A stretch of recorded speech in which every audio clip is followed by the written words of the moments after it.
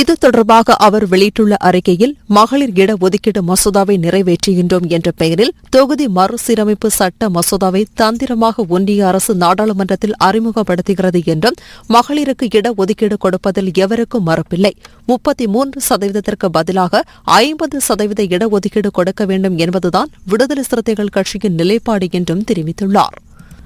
மகளிர் இடஒதுக்கீடு மசோதாவை அனைத்து கட்சிகளின் ஆதரவோடு 2023ஆம் ஆண்டு ஒன்றிய பாஜக அரசு நிறைவேற்றிவிட்டதாகவும், அதன்படி 2024ஆம் ஆண்டு பொது தேர்தலிலேயே மகளிருக்கு இடஒதுக்கீடு வழங்க வேண்டும் என எதிர்க்கட்சிகள் வலியுறுத்துகின்றன என்றும், ஆனால் அடுத்த மக்கள் தொகை கணக்கெடுப்பை செய்து தொகுதி மறுசீரமைப்பை முடித்த பின்புதான் மகளிர் இடஒதுக்கீடு மசோதா நடைமுறைக்கு வரும் என ஒன்றிய பாஜக அரசு தீர்மானித்தது என்றும், இப்போது தீடுமென மகளிருக்கு இடஒதுக்கீடு வழங்க போகிறோம் என அறிவித்து அதற்காக நாடாளுமன்றத்தின் சிறப்பு கூட்டத்தை ஒன்றிய அரசு கூட்டியுள்ளதாகவும் விடுதலை சிறுத்தைகள் கட்சியின் தலைவரும் சிதம்பரம் நாடாளுமன்ற உறுப்பினருமான முனைவர் தொல் திருமாவளவன் குறிப்பிட்டுள்ளார். மகளிருக்கு இடஒதுக்கீடு வழங்குவதற்கு உண்மையிலேயே பாஜகவுக்கு அக்கறை இருந்தால் தற்போதுள்ள நாடாளுமன்ற எண்ணிக்கை உள்ளேயும் சட்டமன்றத்தின் எண்ணிக்கைக்கு உள்ளேயும் அதை வழங்கலாம் என்றும், ஆனால் அதற்காக சட்ட திருத்த மசோதா கொண்டு வருகிறோம் என்று கூறிக்கொண்டு இந்தியா முழுவதும் தொகுதி மறுசீரமைப்பு செய்வதற்கும் நாடாளுமன்ற உறுப்பினர்களின் எண்ணிக்கையை 850ஆக உயர்த்துவதற்கும் இதற்கென தொகுதி மறுசீரமைப்பு ஆணையம் ஒன்றை அமைப்பதற்கும் சட்ட மசோதாக்களை பாஜக அரசு நாடாளுமன்றத்தில் அறிமுகப்படுத்தியுள்ளதாகவும் அவர் தெரிவித்துள்ளார்.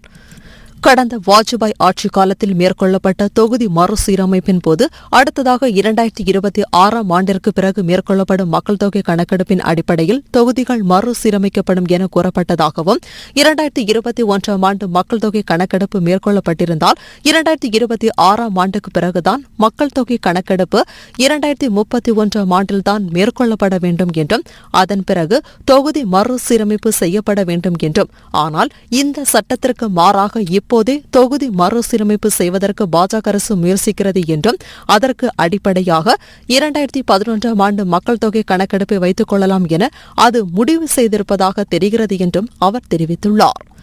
நாடாளுமன்ற தொகுதிகளை 850ஆக உயர்த்தும் போது ஒவ்வொரு மாநிலத்திலும் உள்ள தொகுதிகளின் எண்ணிக்கை உயரும். அது எதன் அடிப்படையில் உயர்த்தப்படும் என்பதை இதுவரை ஒன்றிய அரசு தெளிவாக கூறவில்லை என்றும், பாஜக அமைச்சர்கள் சொல்வதையும் தற்போது வெளியாகியுள்ள சட்ட மசோதாக்களையும் பார்க்கும்போது 2011ஆம் ஆண்டு மக்கள் தொகை கணக்கெடுப்பின் அடிப்படையில் தொகுதிகள் மறுசீரமைக்கப்படும் என தெரிகிறது என்றும், அவ்வாறு செய்தால் தமிழ்நாடு உள்ளிட்ட தென் மாநிலங்களும் ஒடிசா, மேற்குவங்கம் முதலான மாநிலங்களும் கடுமையாக பாதிக்கப்படும். இந்த மாநிலங்களில் உள்ள நாடாளுமன்ற தொகுதிகளின் எண்ணிக்கை தற்போது இருக்கும் விதத்தை விட குறையும் என்றும், ஆனால் உத்தரப்பிரதேசம், மத்திய பிரதேசம் முதலான இந்தி பேசும் மாநிலங்களில் உள்ள நாடாளுமன்ற தொகுதிகளின் எண்ணிக்கை அதிகரிக்கும். அதன் பின்னர் உத்தரப்பிரதேசம், பீகார், ராஜஸ்தான், மத்திய பிரதேசம் ஆகிய 4 மாநிலங்களில் ஒரு கட்சி அதிக எண்ணிக்கையில் இடங்களை கைப்பற்றினால் அது இந்தியாவையே ஆளக்கூடிய நிலை ஏற்படும் என்றும், இதன் காரணமாக தென் மாநிலங்கள் முற்றிலுமாக அரசியல் செல்வாக்கை இழந்துவிடும் என்றும் விடுதலை சிறுத்தைகள் கட்சியின் தலைவரும்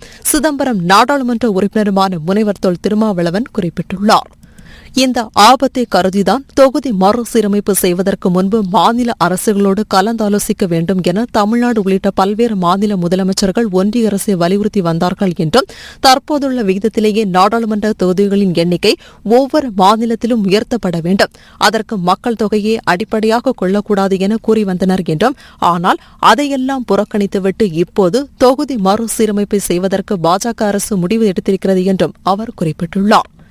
பாஜக அரசு தொகுதி மறுசீரமைப்பை மேற்கொண்டால் அதன் பின்னர் வடக்கு வாழும் தெற்கு தேயும் என்றும், ஏற்கனவே வரி வரியாய் பகிர்விலும் திட்டங்களுக்கான நிதி ஒதுக்கீடு செய்வதிலும் ஒன்றிய அரசு தமிழ்நாட்டை வஞ்சித்து வருகிறது என்றும், இப்போது தொகுதிகளின் எண்ணிக்கையும் குறைந்து போனால் அதன் பின்னர் தமிழ்நாட்டிற்கு எந்த ஒரு மதிப்பும் இல்லாமல் போய்விடும் என்றும், எனவே இந்த கொடிய முயற்சியை தடுத்து நிறுத்த வேண்டிய கடமை தமிழ்நாட்டில் உள்ள மக்கள் ஒவ்வொருவருக்கும் உள்ளது என்றும் விடுதலை சிறுத்தைகள் கட்சியின் தலைவரும் சிதம்பரம் நாடாளுமன்ற உறுப்பினருமான முனைவர் தொல் திருமாவளவன் தெரிவித்துள்ளார்.